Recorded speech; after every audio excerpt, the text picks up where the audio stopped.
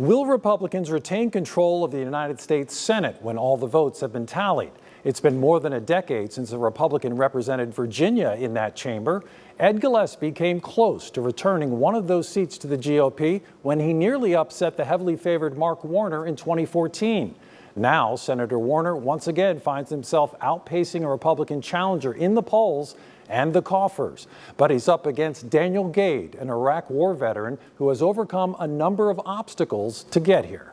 I'm a career servant. I joined the United States Army when I was 17 years old to support and defend the Constitution. Then I graduated from West Point and went off to do Army things. And when I was a captain, company commander in Iraq, I was wounded in combat twice and decorated for valor. The second time I was wounded, I lost my entire right leg at the hip. And so I had to remake myself.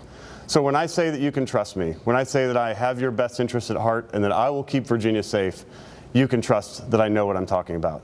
You know, I spent over 20 years in business, creating jobs here in Virginia. I then went into public service because I wanted to get stuff done. And to do that, you got to work together. Yeah, I think this race has essentially been written off. Daniel Gade has a great personal story, but by and large, he was unknown politically. He has not been supported that much. Daniel Gade is the only candidate I can recall, in my experience, who, with zero name recognition, jumped into a statewide race against the political godfather of the state. Masks, which, by the way, my opponent has called wearing masks a sign of tyranny. I think it's a sign of respect. But what you've just heard is a bunch of nonsense, and I hope you'll fact check it. I think we ought to protect a woman's right to choose and Roe v. Wade. And career politicians, by the way, of both parties, including my party, have made mistakes on this, and it's time for new, fresh ideas on this. Simply calling somebody a career politician over and over and over again doesn't change the facts. And making false accusations doesn't change the facts.